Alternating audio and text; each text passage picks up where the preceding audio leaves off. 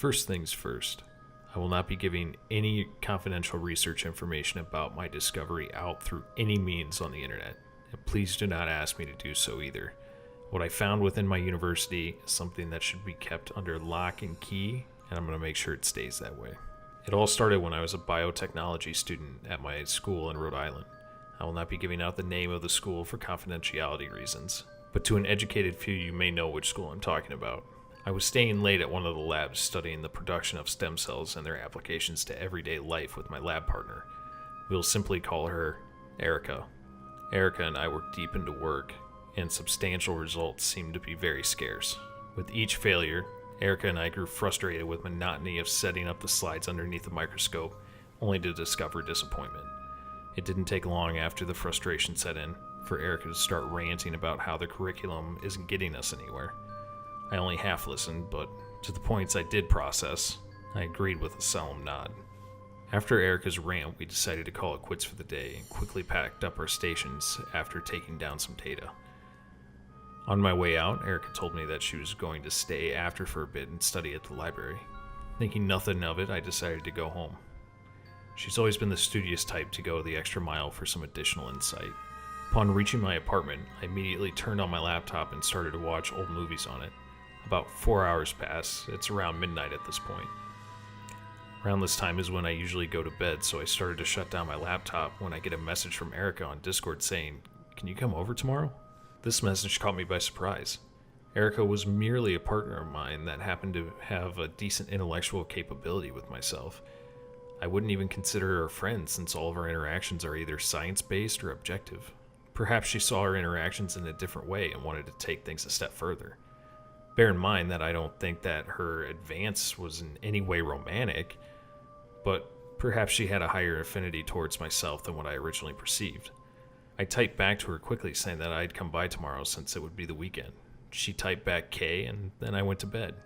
The next day I ate breakfast in the morning and did my workouts for the day. During my workouts I received a text from Erica. "You on your way?" I quickly typed back to her telling her that I'd be there in a half hour. I then switched to my day clothes and headed towards her building. Luckily, she didn't live that far from me, so I managed to arrive at her place in a timely manner. Upon arrival, I knocked on the door 3 times and she immediately opened the door quickly and motioned me inside. I stepped through the door with her as much haste as she had with her gesture and looked towards her expecting an explanation of some sort. She simply nodded towards the kitchen table. Looking in that direction, I damn near vomited at the sight of the contents. On top of the kitchen table was a tarp, with the defined sculpting of a human body underneath it. I turned and looked at Erica getting ready to yell, only to feel her hand go over my mouth. She explained to me that she found the body in the biotech labs while she was looking through old documents. Apparently, along with the body, was a detailed account of what the experiment was with 3 vials of green liquid. Shaken, I snatched the details of the experiment from her and read through them. To sum up the experiment, without giving away too many details, it's one that's designed to resurrect the dead. The original person who performed this experiment managed to resurrect people, but struggled with retaining the memories of those that were raised, and they did not survive for long.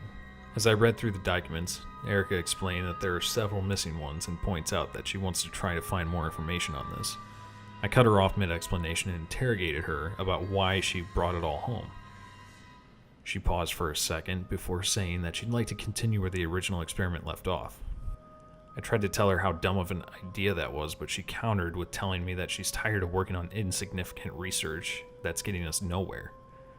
I can't say I blame her, but she took it too far. I reached for my phone to call the police, but as soon as I went for my phone, she lunged at me and knocked me on the floor, easily making me drop my cell phone. She then pinned me against the floor using her body weight. I never knew Erica well, but one thing I did know about her is that she's quite skilled in self-defense and surprisingly strong. As I was pinned, she told me that she would only try it once, and that she'd get rid of the body and try to return the stolen assets when it's all done. Realizing I didn't have much of a choice, I finally surrendered and watched her as she pulled the tarp from the table, revealing the body of a middle-aged man. Surprisingly, he was well preserved. However, my extensive knowledge immediately tells me that the man most likely died recently. Erica then gestured toward her backpack and told me to grab the vials of green liquid from the outer pockets. I did so accordingly and handed them to her. After taking them, she then told me to tie the body down. This part worried me. I immediately asked why the body needed to be tied down. However, she didn't answer me, but instead was filling a syringe with the contents of one of the vials. I simply followed through with her orders and used some climbing rope that she had to tie the man down. She then motions for me to take a couple steps back before stepping forward to the dead body and injecting liquid into it. A long 10 minutes pass before her test results bear any fruit. With a sudden jolt, the man wakes up screaming loudly as he tries to lunge off the table. I immediately moved away from him, but Erica just stood there and watched. The man eventually calmed down and looked her right in the eyes with an expression of utter despair. "You don't want to know what's on the other side," is all he said before his eyes rolled back slowly and blood started to ooze from his nose and his mouth. Erica immediately prepares another syringe, just in case the man dies again. However, she stopped when she saw that the man's body was shifting. Long and thin insect-like limbs burst from his chest and started to thrash around violently as he begins to scream again. This time, his mouth parting so wide that his cheeks split apart with only loose skin holding them together. Erica, abandoning the syringe, sprinted into her room while I stood there and watched in fear with what we just created. The longer the monster thrashed, the more it would begin to distort and transform before my eyes. Its arms elongated, tearing away most of the skin and sprouted centipede legs. His eyes became larger and almost bug-like as he started to bleed from them as well. With those bug eyes, he looked right at me and lunged forward, snapping through the rope as if it was paper. My legs were finally able to move, and I quickly ran into the bathroom and locked myself in there. For several minutes, I sat there as I heard nothing but thrashing at the door until the creature suddenly subsided. It didn't take long for me to work out where it ran off to. Erica.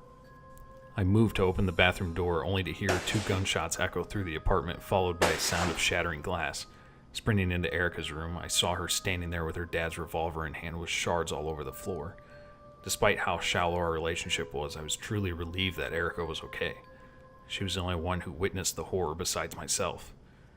It didn't take long for the cops to show up, and Erica made up some story about it there being a break-in. The police ended up buying it. Luckily, this would be the end of the unfortunate tale. However, this morning I woke up and logged into my computer to see that there was a murder last night. According to the news report, it was in my town and the victim was mangled beyond recognition.